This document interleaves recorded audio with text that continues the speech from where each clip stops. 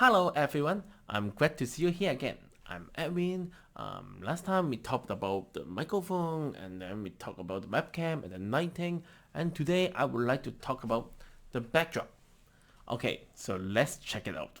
I would like to focus on the use of green screen. There are 8 gears that I use to take this video, and today I would like to talk about the fourth one. What options are here? If you're working in your office, I would say that using the office as the background is perfectly fine. It can make you to be more professional, but please remind your colleagues that you're taking a video so that they will not be getting captured by your video. Have a wall is paying and it can help you to stand out in your video, but your audience may find that it's a little bit boring. How about bedroom? We all know that our audience are interested in our personal belongings much more than us, so that they will search for your personal belongings. It means that if you want to use bedroom as your background, you need to spend some time to clean up the things. So it means it's a little bit time consuming. That's why I suggest you to get backdrop for your background first. The price not that high, and second, you can find the theme that fits your video meeting. Now, in next section, I would like to make a comparison on the use of virtual background. So it means that I will show you virtual background with green screen and virtual background without green screen, and let's see where there is a big difference. Now you can see that I already changed the backdrop to the green screen, and I'm going to show you how to use the green screen to do the virtual background. This is the Zoom platform, and here you can choose the virtual background, and let's say we pick this one as your virtual background. You can see there are a lot of video noise here. Why? There are several reasons. First, the lighting is not good, or the things are close to the backdrop. So how to solve them? I think the easiest way is to zoom in. So you can see that once we zoom in, the things get better.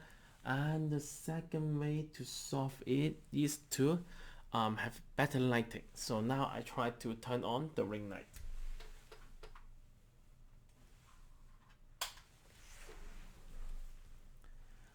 You can see that now it's much better. So first thing, when you use the virtual background, try to get rid of those noise, and second, pick up the right theme for your topics.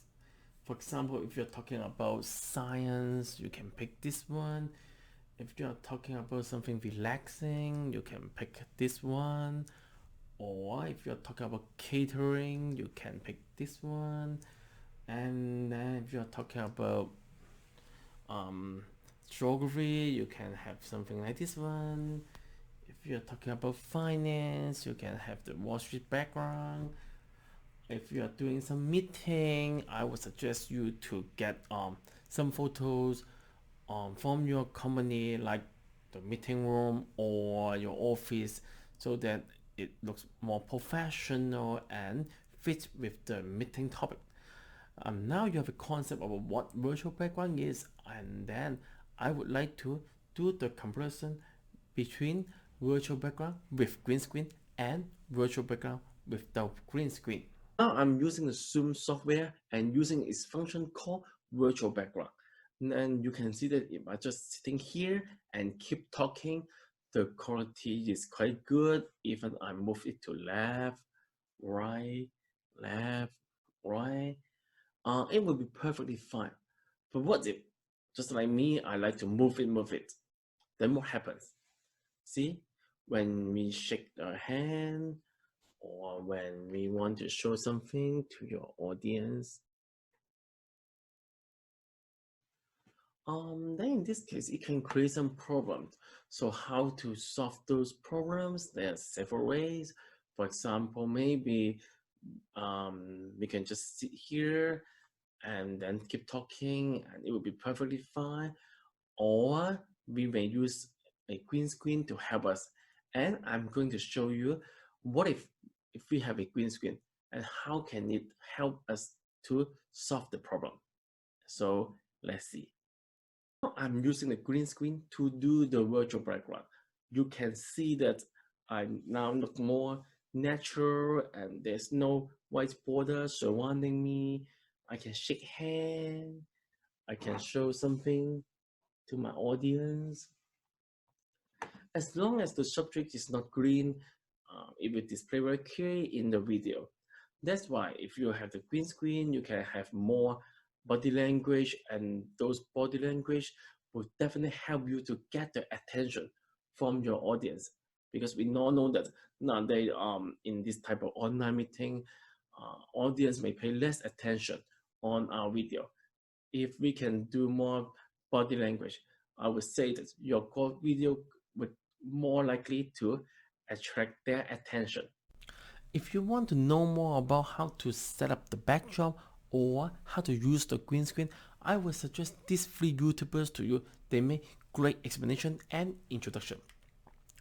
Now I would like to give green screen benefit cost ratio of 4 stars. Why? Because the price is acceptable.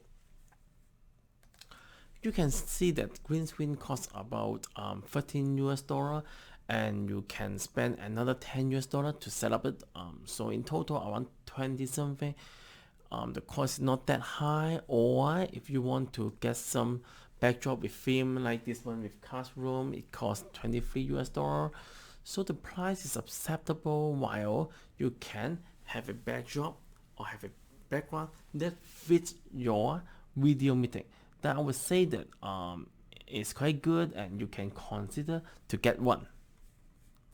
But the problem is that it's not easy to use. So I will only give 2 stars for the easy to use. Why?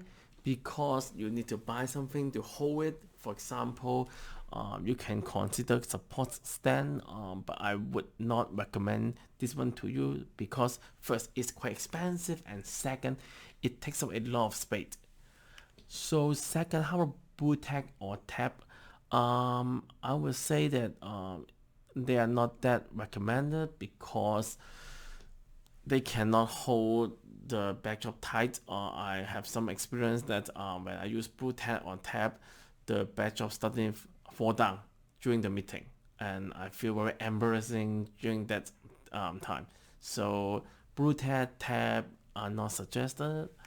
So how about laundry rack? If your home has laundry rack, I will recommend laundry rack to you. It's very easy. You just put it at your back, and then it can help you to hold the backdrop, and then it can become a support for your backdrop. It's easy and convenient to use. For myself, I use the A-clamp, VM hook, and the stick. They make a very good job for me to hold the backdrop. Also, it's easy to remove and set up. So I would recommend these 3 things for you to support your backdrop. Now, I would like to share 2 tips on using the backdrop. First, how can we set our backdrop on the wall? I do it in this way. First, I bought some VM hooks, and then I stick them on the wall, and they will help me to hold the stick, and the stick will be used to hold the A-clamp, and then the A-clamp will be used to hand the backdrop. And you get one on the left and one on the right. You can then get the fingers. They will help you to hold the backdrop firmly, and it's very convenient for you to remove it or put it back again. And also because those CM hook are damage free, so that it means later if you don't want to use the backdrop again, you will not do any damage to your wall.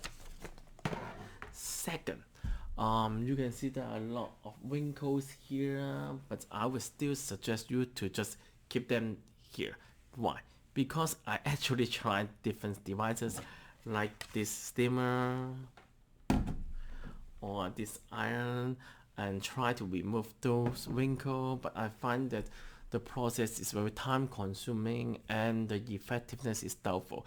So it means that if you want to use the backdrop, maybe we can just let those wrinkles here. So there are 2 advices I want to give you, and I hope that this video help you to make better teaching or meeting online. I'm Edwin. If you like my video, please share with your peers and click like. So see you next time.